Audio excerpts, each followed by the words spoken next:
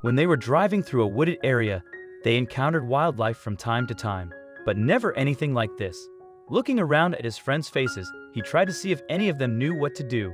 He suspected that the rest of his friends had never been in a situation like this either.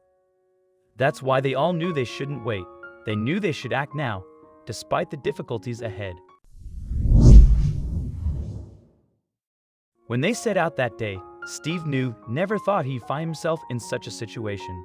Despite living in a rural community for a long time, he and his friends had no idea of the challenges that awaited them. The road they were on was rarely crowded with traffic. Then suddenly Steve slammed on the brakes. Steve's friends were disappointed and angry after he abruptly halted, and then they saw it.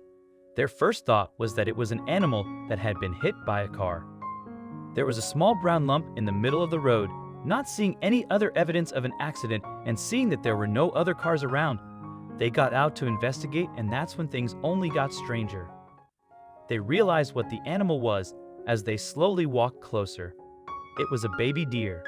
Steve was saddened at the thought of the helpless creature that got hit by a car. But the fawn's eyes were open. Something wasn't right. Its legs were in a strange position around its body, collapsed, like it had tried to make itself look smaller. Then one of the guys voiced a theory. Steve's friend thought that perhaps by crouching like that, the fawn was trying to camouflage itself and hide. Judging by the creature's size, another real possibility was pointed out by someone else. It had probably been born just minutes before. Then they saw it breathe and reached the conclusion that the fawn was unharmed and healthy. But either way, they knew that they couldn't just go on their merry way and leave it there.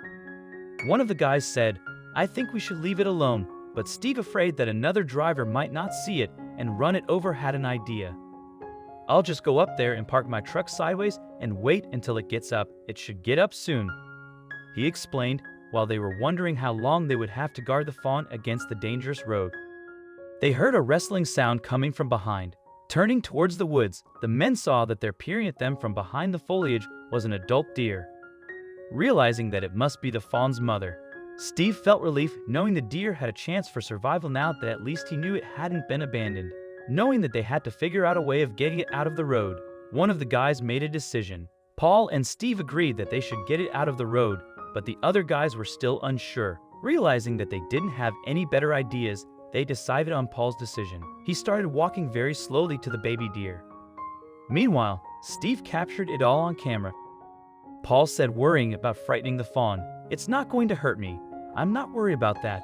Paul carefully moved his hands closer and closer while he bent down behind the fawn, testing its reaction to his presence. Realizing that it didn't seem too spooked, he gently placed his hands under its hind legs.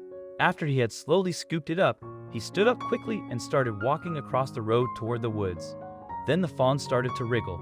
The fawn started trying to get out of Paul's hand, moving its legs just as he had stepped out of the road and onto the grassy shoulder. One of the guys said, "Don't drop it." Luckily, Paul had a strong grip that enabled him to lower the fawn closer to the ground, and then he let go. Also, if you've not done so already, please subscribe to our channel and click that notification bell to get inspired by these animal stories every day. Now, back to the story. Suddenly, the baby deer leaped into the woods and away to where his mother was waiting. The guys stood in amazement. Paul turned to look at his friends with an ecstatic look on his face as soon as he saw the fawn leaping towards its mother. "Yeah!" he shouted with his arms in the air. The other men were also delighted that the mission was accomplished. One of them explained that it was awesome. Steve, knowing what a remarkable moment it had been, decided to post the video online, but reactions differed. Some people were critical and noted that the fawn's mother was right there and the fawn would probably have made its way back to her if the guys had left it alone. However, most people praised Paul's actions for helping save the baby deer.